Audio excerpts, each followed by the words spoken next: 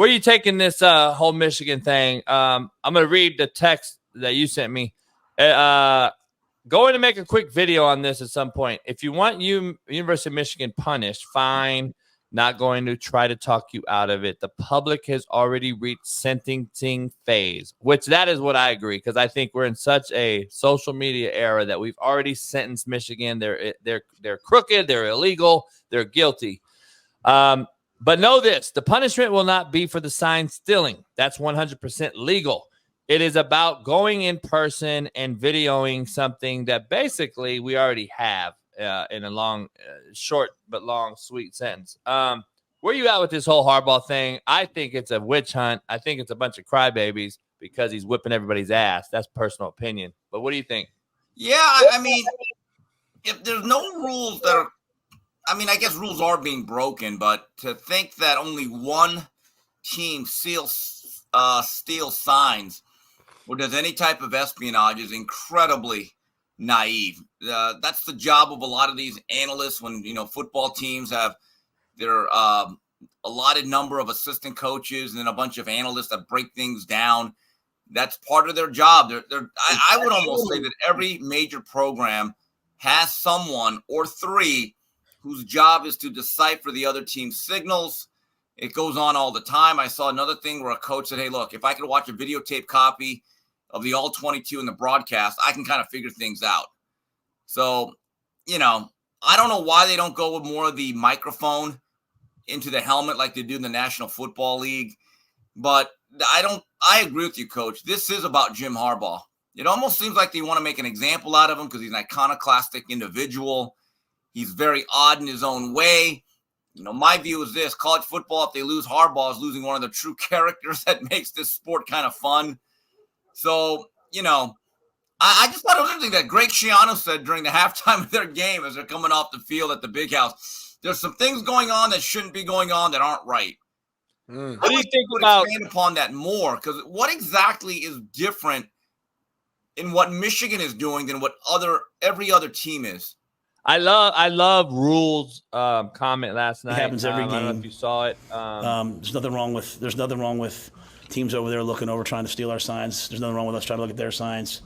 That's why you should have mics in the helmets, right? Like all these coaches that vote against it every year is because they don't want to teach their quarterback. In the NFL, quarterback goes out there with 3 play calls because if I see the free safety's foot like that, it might be one high. I'm going to check to this play.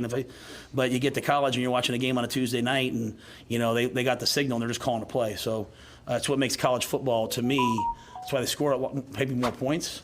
But it's also why the kids are less prepared. So that's why there should be 100% should be. We could get rid of all the stupid signs on the sidelines, and we could get pictures of, rock stars and all that stuff. And we could just play football the way it was meant to be. You go to a high school game, there's technology on the sideline.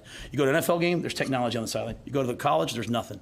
When you played Michigan, did you have any suspicions that there was more than the usual amount of knowledge on their side? No one from the Big Ten or NCAA has asked me anything yet, so I'm not going to probably comment on anything like that. I would never want to cast shade at somebody else going through a hard time. I don't know anything.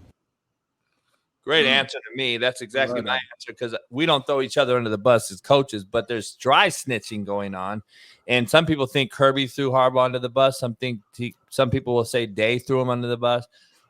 You can't tell me Ohio State doesn't do the same shit. It's a joke at my point. Sean Salisbury said, it's a joke, Steve. We got other shit to worry about. Like, why are we so connected to one guy? Because he's whipped your all asses. I mean, that's truly the fact. Well, Matt Rule just said it. We do it too. We all do it. We all do it, Steve. Steve, I mean, before you keep going, Chip Kelly started this trend. He didn't start it with JUCO guys. We were doing it for a long time too. We were carding in personnels, 10, 11, 12, 20 for defensive personnel purposes. So we'd have a card. So when we face tempo offenses, the defense would look over there. Okay, the coach gave us 10. We know our check to 10 personnel. We know our check to 11. It was on a card. All right. Offenses started bringing out these big boards with Stephen A. Smith on there and all these different faces. And that meant that was signals, right? Well, that was a slap in the face of the defense of coach who was trying to steal our signals. We gave it to you. We put it out there in your face now. It was, screw you. You ain't going to fucking figure it out anyway. And so I don't understand now why it's such a problem. We've been doing this forever. But isn't the issue not the fact that they're stealing signs? It's the fact that supposedly a coach or an employee from the team is literally buying tickets and going to the games, and supposedly, allegedly, he's buying tickets on both sides of the field so he can literally walk. Well, Darnell, that guy just loves football. Now that's a fan. He's not just going to Michigan games. He loves Big Ten football. Hey, Big Smitty, what are you supposed to do? Cut himself in fucking half? He's going to be on both sides of the field? What's going on here? I think they're saying like first half he over here. I don't know, man. I'm just reading. I'm not guy. I'm just saying, is that the issue? That's a guy that wants to get the full stadium experience. I mean, now that's a football connoisseur, right there. Hey, to be honest, Steve, here's the thing. Because I used to send coaches on the road all day long, and the coaches did it to us all day long. Send coaches, they filmed with a camcorder in our stands, right? And we knew it. Here's the issue I have. You know who don't do it, Steve? Akron, Toledo. You know why? Ball State. They play on fucking Tuesdays and Wednesdays. It's the dumbest thing ever. Like, we're arguing about the dumbest thing because these other programs that play on Tuesday, Wednesday, Thursday, they struggle with getting that throughout the weekend, number one, right? Because you're trying to, okay, I'm going to watch this team on a Saturday and then I have to play on a Tuesday? Wait. And some teams play every single Tuesday. Coastal Carolina's been playing. Liberty's been playing on Tuesday. Jacksonville State's been playing every Tuesday.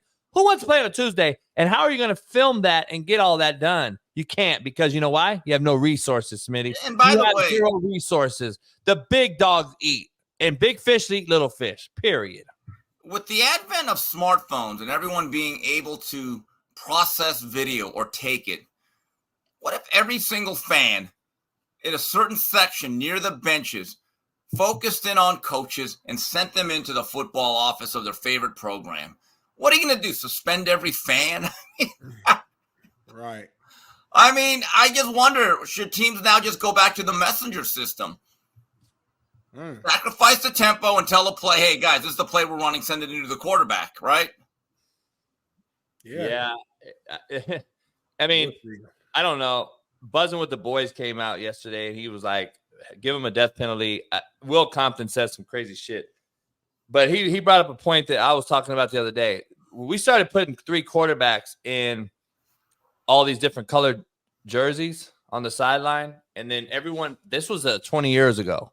So now, who's in the yellow? Who's actually the real signal caller? Right. So we had 3 guys calling signals, and then every week we changed the color, and the quarterback knew who to look at. And I thought it was more work than it was worth. I'm gonna be honest. And we're doing all that just to stop defenses from stealing our shit.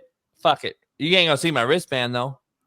So it's a moot point to me, Steve. I don't really get it. Yeah. And it's not going to affect. And Michelle, who our lawyer who always comes on the show, she did a long video talking about it. And we don't have to play it right now because it's like a longer video. But she talked about it online. And she's a big Michigan fan. That regardless, this isn't going to impact this particular season. It's going to take time for the allegations and everything to even go through. Years. I have a question about that Michigan guy that was buying tickets to all the games. So at every Big Ten stadium now, is it like the post office? Do not let this man in or wanted? Are there like signs? Most wanted. I mean, do all the ticket takers have to feel like, oh, okay, you're good. Wait a minute. He's showing up in a black hoodie and shit, like getting tickets from the scalpers outside of the stadiums. I mean, the trade film in the Division I level, the trade film that we got that people get in the trade film. So, in JUCO is the same thing, same way. You either have DV Sport, which I had, or you got Huddle or whatever. The 4-year level, you're getting TV tape that's filmed from CBS, NBC, ESPN, Fox. You're getting TV games, and you're getting your trade film by law, by rule, that the teams have to trade their end zone copy film, our wide and our tight, we call it. So you're getting the college copy, plus you've already had 4 games broken down, Steve, from TV film.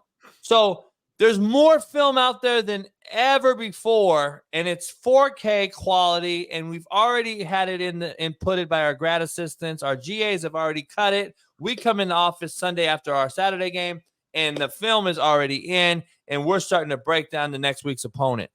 This isn't a thing that Harbaugh's dependent on to win games. And I know people are out there, well, Georgia and TCU, he couldn't have stole their film or their signs, and they got blown out.